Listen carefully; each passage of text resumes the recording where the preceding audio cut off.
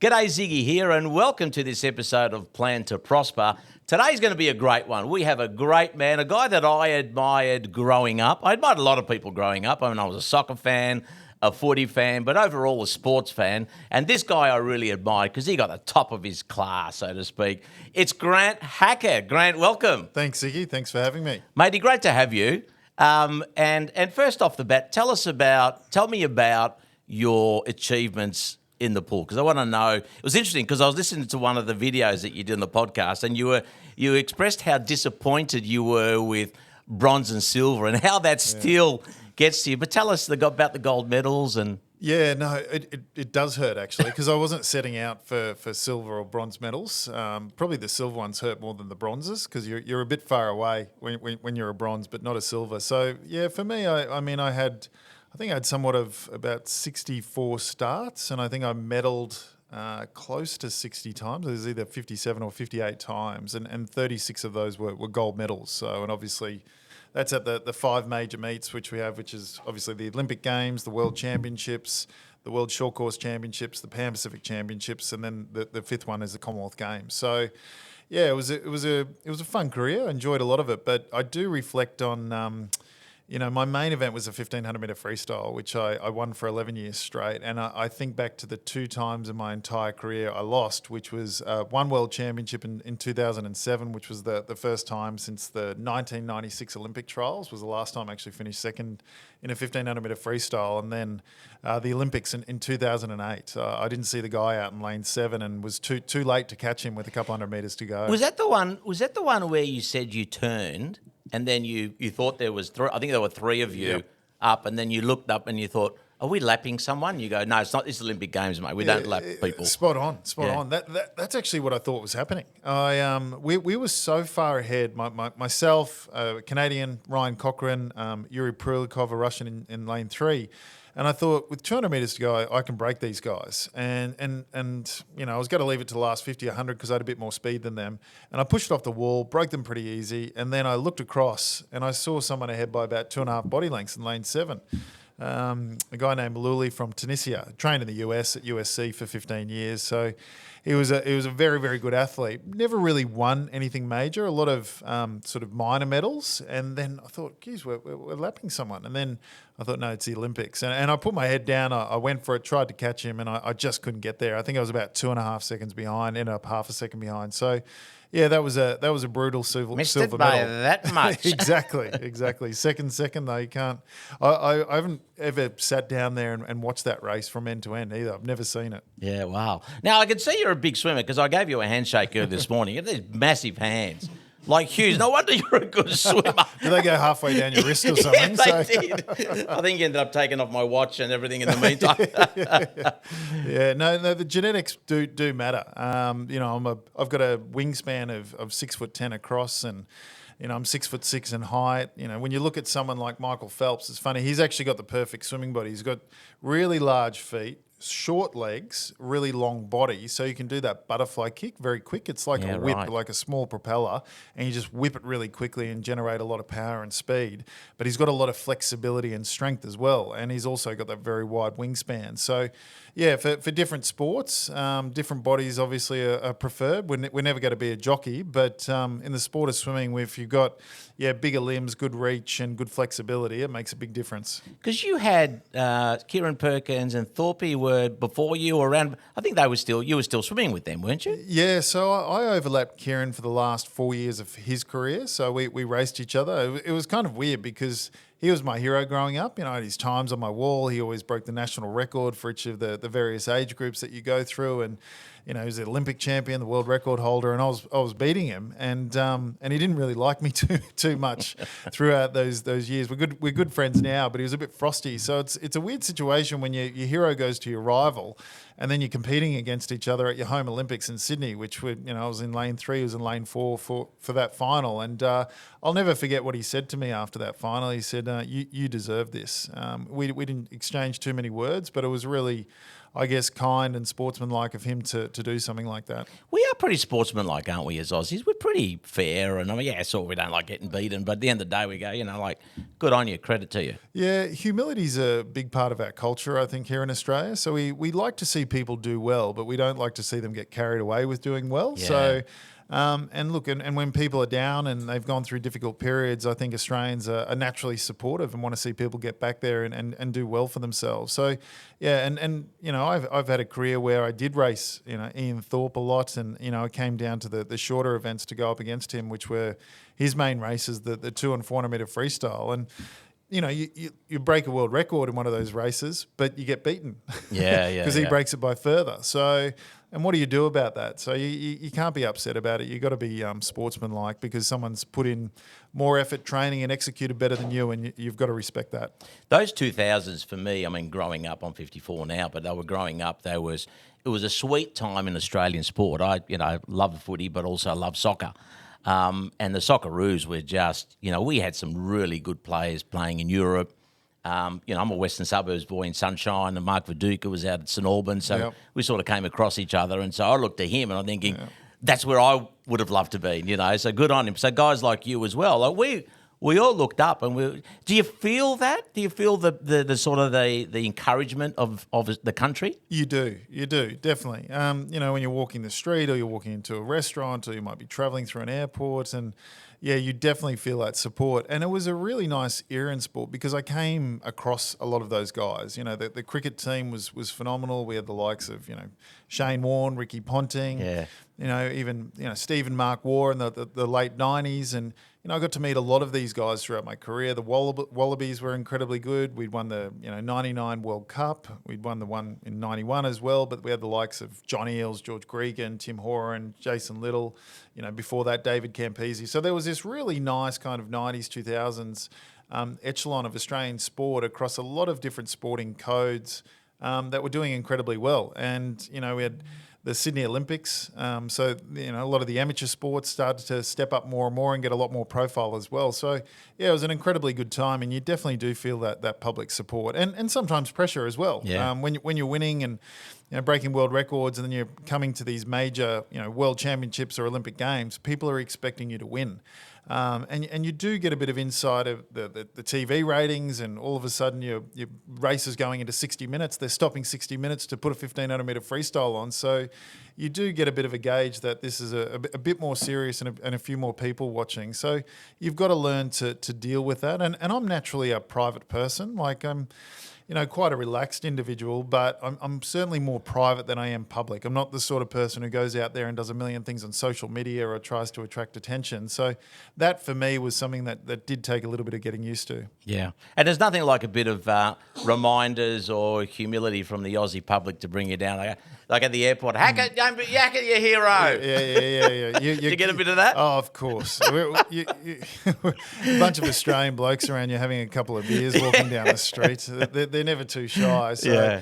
And look, my view on that sort of stuff, you always give a bit of a wave and say something, and I'm pretty relaxed about it. And it's quite funny.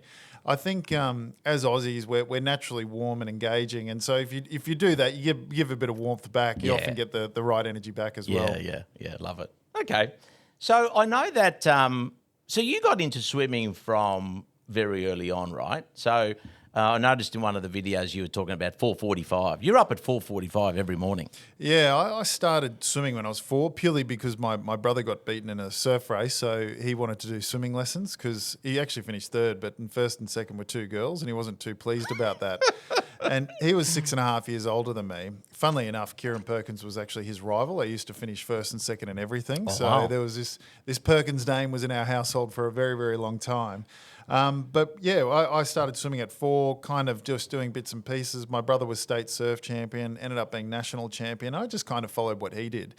And then I got a bit serious when the Sydney Olympics were won back in 1993. I was 13 and I thought, right, I'd love to go to an Olympic Games, but I'd love to win an Olympic Games. That was really the goal. So for me, I kind of set out all my goals and really focused on that, and just made sure that I was doing everything right to give myself the best opportunity to be the best swimmer that I could be, but also try and make, I guess, new marks in the sport as well. For me, it wasn't just about participating or doing well. I wanted to try and break world records. I wanted to try and do things that hadn't been done before and really challenge myself. And that was probably a big focus of my career. And I do this in business now, but I often used to reflect on a race like I lost, even if I won it or I broke a world record. And, because a lot of the time that's where I think you can slip in terms of really assessing and analysing the average parts of that race. No matter how good something was, it was never perfect. So for me, that kind of, forever improvement and continually trying to challenge myself and move forward and step up and almost be eternally dissatisfied was my approach towards my career. And I think I'm a bit like that as a person because I do the same thing in business, but it was healthy for me. And I think that's why I was in there for a long time. Right. Okay. Gee, that's an early start from an early age. Do you still have early starts? Not 4:45. I don't really like early mornings, if I'm being totally honest. I usually get up between sort of 5:30 and 5:50. My wife gets up. She's always up before 6, getting everything ready before the kids. Are you like me, where you just sort of turn over a bit? You want to slowly get up, or you're just out as soon as or out of bed as soon as you. I could easily do that. Yeah, I could easily do that, but I just try and get up. Yeah, and I'm in all sorts of pain. Trust me. Yeah. And I just take the next step. And I learned that from my swimming days because when the alarm's going off at 4:45 a.m., that's okay as a one-off. But when you've done 16 kilometres the day before, you've done a really hard session the night before, and you've done a gym session as well, and you're tired, you're sore. You've gotten to bed at 9:30, so you've still got a decent amount of sleep, but nothing that you probably need for the recovery of that previous day. So I used to play little tricks, like, phones wouldn't have alarms back then, but I'd put the alarm on the other side of the bedroom, so it would force me to get out of bed. So that would be the first step, and then walk down, have some cereal, and then kind of get in the car, and you don't try and get too far ahead of yourself, and that's the way I used to get through those early mornings. But yeah, it was tough. I still get up early, but I still don't enjoy it. Now, are the Hackett kids swimmers? My 5-year-old really enjoys it. My eldest boy, he really likes running, so he really enjoys doing 100, 200, sometimes a 400, but that's a bit painful. So, and I've got a 2-year-old girl, so who knows what direction she's going to go. But it's funny that the 5-year-old's been the one out of my 4 kids that's been really interested in swimming. So he's watched a lot of the races and always wanted to look them up, which was quite bizarre because I haven't experienced that with the other two, the eldest two. So, yeah, maybe him one day, but, I mean, I'm not too concerned. I think the elite level of sport, only such a small percentage make it. So you've really got to love it and be passionate about it and have a lot of drive to want to go to that level. I think sport's great just to do from in terms of learning how to work within a team, be competitive, how to set yourself some goals, how to push yourself. So there's many attributes you can get from sport, even if you're only doing it to, a more modest level. I'm sure you've probably come across, people in your field who, you thought, gee, they could be world champions one day. But at the end of the day, like, all the stars need to align, don't they, in terms of it's not just, well, you're good, you've got to work hard. Yeah. Yes, that's great, but there's so many other things that need to fall in place. Oh, there's so many different parts to success, and particularly at sport when you're young. I mean, when you're looking at it, it's almost like a Formula One team. You might be the driver in the car, but if you didn't have that pit crew and everyone else working behind the scenes, there's no way you'd be in a position to be able to win something at an Olympic game. So, for me, having the family support there, obviously having a great coach, having a physio, having a masseur, having a great partner, having, people that really support what you're doing, and being in an environment where it's a little bit easier to do the sport. I mean, I trained up in Queensland. You've got good weather up there and had great training partners. So there's so many different elements to it. And look, there is such a small margin between first and second. I sit here before you, I think, over 2,700 metres of racing at Olympic level. I have 3 silver medals there, and I think the difference between those 3 silver medals being 3 gold medals is about 1 second or just under 1 second. Yeah, so, that's nearly 27 minutes of racing. So, yes. The margins for error are just so tight. So sometimes a little bit of luck does help. Yeah, yeah. So the biggest achievement in your life, separate to business, because I would love to come to that, but it's from a sports perspective, a swimming perspective, what's that been? Winning the Sydney Olympics would have to be it. At home. Yeah, at home. The pressure of the games, first Olympics, being at home, not losing for 4 years leading into it, so being a really short favourite. Didn't really race well in some of my shorter races. I didn't get the outcome that I was looking for there, so I had to overcome a lot mentally. Was going up against a hero-turned-rival in Kieran Perkins, two-time Olympic champion from 92 in Barcelona, 96 in Atlanta, world record holder coming in. So it kind of had everything as a young athlete that you would want in a situation. And to deal with that sort of pressure and execute the race the way I did, I think, winning in front of that home crowd and under those circumstances was definitely the most satisfying. Yeah. So you've achieved so much at a young age, right? I think so. You started. When did you win your first significant race? I was world champion at 16. At 16. 16. World champion at 16. So what does the mindset look like? I know that, there's focus and you got to never give up and go for it. But what are some of the habits or a mindset that you need to have in place that really sets you apart? You got to want to do whatever it takes. And I don't mean whatever it takes in the sense that, some nations might use performance-enhancing drugs. That's not what I'm talking about. Yeah. You never lose your values. You've got to do whatever it takes within that value set. And for me, I was just willing to sacrifice anything. It didn't matter what it was through that phase of my life. If I needed to, not be social, not do things that everyone else could do, that really didn't matter to me. And people call those sacrifices. I ultimately think they're just choices in life. And if you want to succeed, there's got to be an imbalance towards what you're doing and a deep sense of focus on that. And I think for me, you've got to be obsessive every day about it. You've got to be working out what needs to be done today to be able to get the best outcome that I'm looking for. You've got to be well planned. For me, I was talented and, I've obviously got, a body and genetics that help with the sport. But to be honest, I was very, very planned, in terms of, the structure around my training, what sets and times that I needed to hit within those sessions, all of the racing that I did in the lead up to make sure that, you get one opportunity, one race every 4 years to win. If something's off that day, you're not feeling good mentally or physically, then it's over. There's 8 years in between opportunities. So, there is a lot of preparation that goes into all of that. So I think being obsessive around that preparation, doing whatever it takes. And look, to be frank, I was an endurance athlete. So your ability to be able to absorb pain and sink in pain was really important. Yeah. I'm a Greek boy. I can't handle any pain. No pain. No pain. No pain. No pain. No pain. It's just like when I'm sick. Oh, Katina, my wife. Katina, yeah. Actually, I'm a bit like that too. I remember when both the kids, the young ones, got, a couple of years ago, they were just vomiting this tummy bug. And then I wasn't going to get it. And then about 5 days later, I got it. And I remember walking down the hallway and my wife looked at me and she goes, "You look awful." And I was like, "I don't know how the kids lived." And she just said, "I'll grow up and get on with it." Pretty much. So maybe there's a certain type of pain I can take, but some others not so much. So just on that mindset, like I'm interested to see where that came from because you get a lot of kids who, it comes from their families, parents have got that, they drive them. There's a really sort of good balance around that, but they drive them, and others who don't have that. But just internally, they just go, "Yeah, I'm going to make something of myself because I see where I've come from, maybe a poor family or whatever the case." What was the situation with you?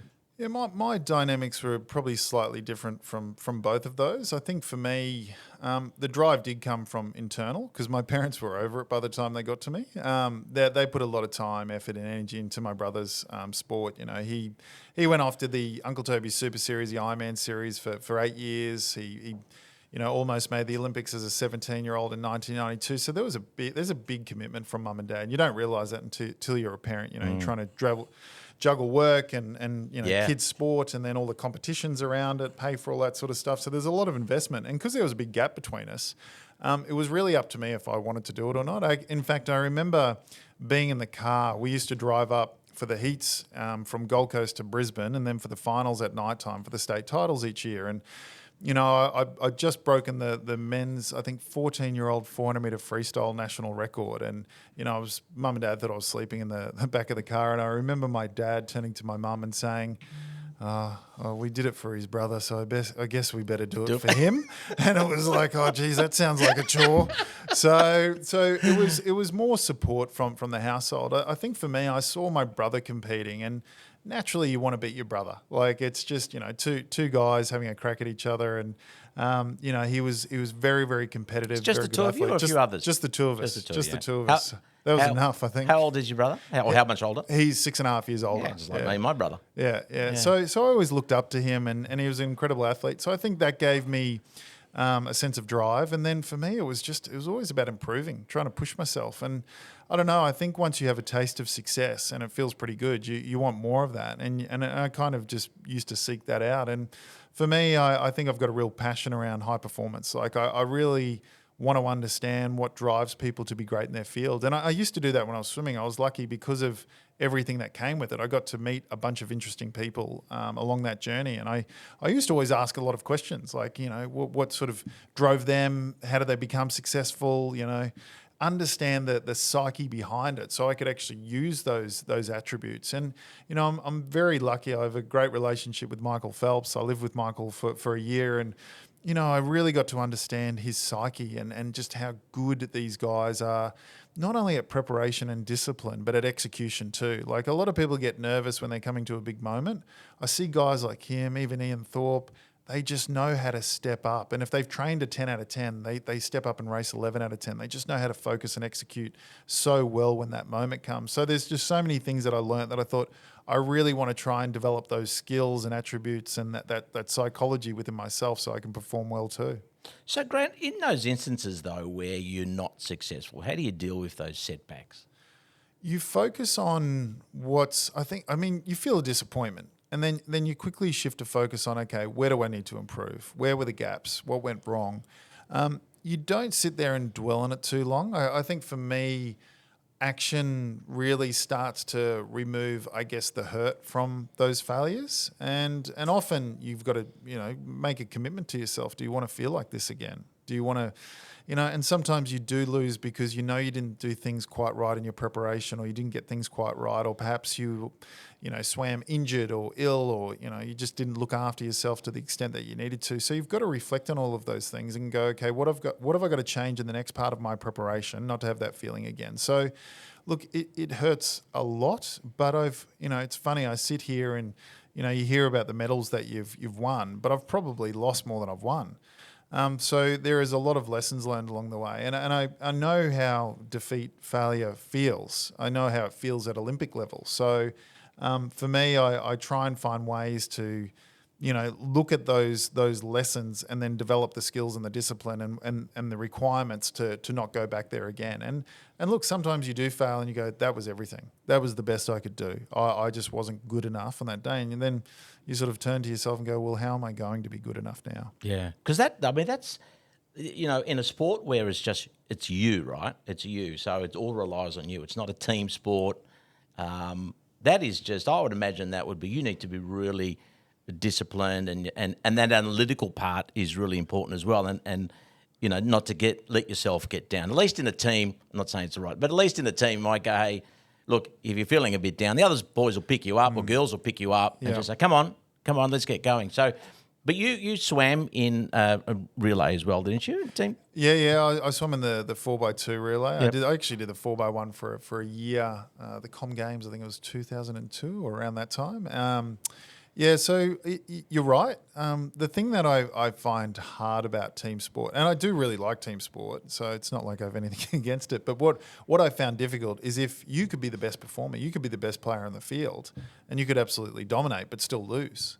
And the opposite could happen as well. You could actually be a poor contributor to that team and the team could still win. Be part of a premiership. Correct. Yeah. But the difficulty in an individual sport is you're 100% accountable. And there is no hiding. You're completely exposed. So I liked that. I think it's probably why I run a listed company, because I think there is something about that exposure and about that level of accountability and responsibility that just makes you do everything right. Like you're not missing sessions, you're not skipping, you're not turning up late, you're doing everything right in your preparation because you're going to be completely exposed on that performance. And yes, you do have the relay, so you get an opportunity to share some of that pressure, but look, if you had to choose which one you're going to win, of course you want to win an individual in a sport like swimming. That's kind of the peak of the sport. Yeah, yeah. And the transition, right? Because the big transition to then go from being at the peak of your sport to, let's call it, normal life. One of your interviews, you mentioned that 5 years before the Beijing Olympics, 5 years, I think it was, Beijing was 2008? Right. Yeah, correct. Okay, so 2003, you had a discussion with someone about planning your transition. Tell us about that. Yeah, I was studying commerce law at the time. I invested a lot. I've always loved investing. Ever since I was really, really young, a teenager, and always interested in financial markets and the way things work. And so in 2003, I knew I couldn't swim forever. I didn't want to swim forever. To be frank, it's a pretty brutal sport. 4:45. Exactly, 16K a day, 6 days a week. No thanks.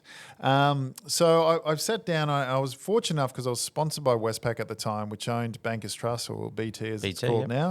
And Rob Coombe was the CEO, so I had lunch with him, and I had lunch with the guy who was a 2IC at Macquarie Bank, Tim Bishop, and I just wanted some guidance. I wanted to understand, what do I need to do over the next 5 years to position myself to transition into finance, because I was looking at investment banking, commercial banking, and then I struck up a really good relationship with Rob Coombe, and his approach towards business is just and very much like this in sport, and I've already touched on this, just around the values. Like, he has a very, very sort of high value set that I really align to around, just doing all the right things, driving high performance within a business, being fully accountable, taking no shortcuts, and he has this really good balance between, super intelligent, very, very high IQ, but very, very high EQ as well. So very good people person. And, you could have a very frank conversation with him, and he challenges you a lot. And you've always got to be prepared when you're meeting with him.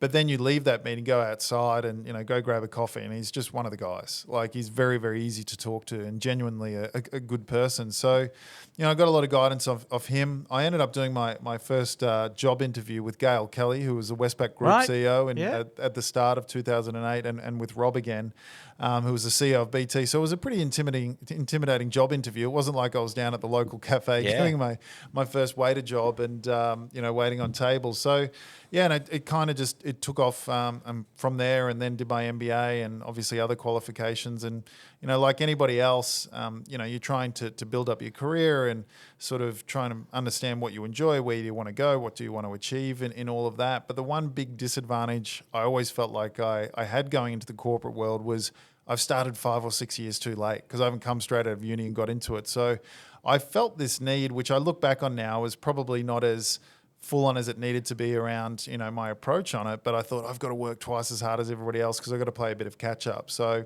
my first 2 or 3 years, I was particularly focused on making sure I was positioning myself to, get somewhere in a, kind of finance, banking career that I could be really proud of. Because I realized once I finished sport, I was kind of the global CEO in what I was doing. I was one of the best in the world for a long time. And then all of a sudden you go to Collins Street on a Monday morning and I realize I'm not the best at the table.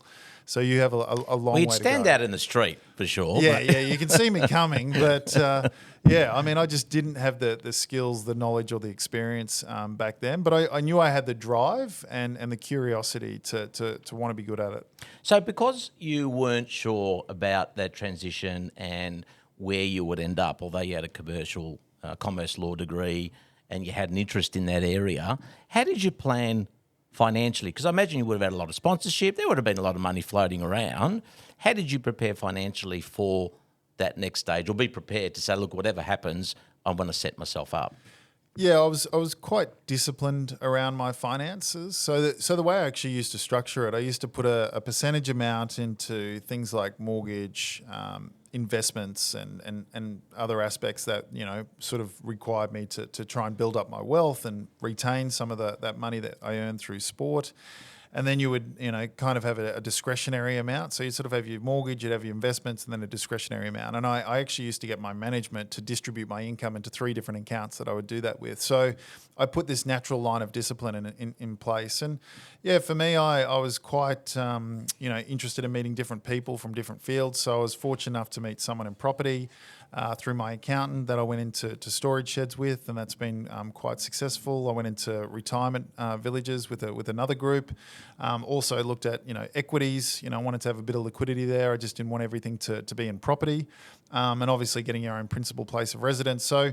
Yeah, I was pretty structured with my finances, quite disciplined. I really enjoyed investing and learning about investing. And so for me, having the, I guess, fortunate set of circumstances where I was doing well, there was a lot of sponsorship floating around, particularly, with things like the Sydney Olympics, a lot of, big companies here like your Westpacs of the world, your Channel 7 or your Channel 9s, Uncle Toby's, like Speedo. There was a lot of sponsors putting a lot of money into it. So it was a fortunate period in the sport, but, you do see a lot of athletes that think that's going to last forever. And I think I had really good parenting, particularly my dad around my finances. He would help me a lot.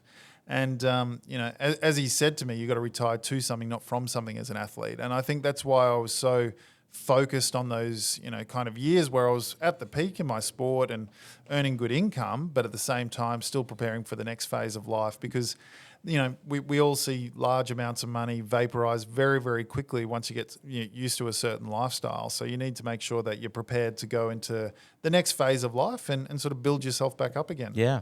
Was there anything when you moved into the corporate world where that surprised you? You think, I didn't expect that. The one thing that I'm not going to say shocked me, but it definitely surprised me, and it was a bit of an eye-opener. I remember being a couple of days in, and I was working on a floor that had close to 100 people in it, and then all of a sudden it was either 5 or 5:30, and literally 2 or 3 people were left, including myself. And I thought to myself, wow, it's like the school bell just went, and everyone sort of went off and did their thing. And I realised that I've just come from a team of 41 athletes, 36 support staff, where everyone was trying to be the best in the world at what they did. Didn't matter if they were the coach, the manager of the team, the physio, other athletes in different strokes, male or female. They were all trying to be the best in the world. They were all committed to their preparation. The time that needed to be spent didn't matter. The sacrifice that needed to be had did not matter. It was just fully focused on delivering that outcome. When you go into the corporate world, it's not quite that psychology anymore. A lot of people are there just to pay off a mortgage or look after their finances, or they're not really passionate or driven about what they're doing. So I actually made a decision very early on. I thought I could either come down to that style of thinking, or I could try and be a bit more of a leader and actually get people up to my mindset where basically whatever you're doing, just try and be the best in the world at it. And just think with that psychology, because it will make you think and do things differently. And it actually makes it a lot more exciting and enjoyable. Well, it does in my eyes anyway. But so for me, that was a bit of an eye-opener to see that there was that more average mindset than, what I'd come from in sport. Yeah, awesome. I hope you enjoyed that episode. I really did. Thanks for listening, watching, and being part. Make sure you hit subscribe and like and share around with your friends so you don't want to miss part 2. That's even better. So we'll see you soon.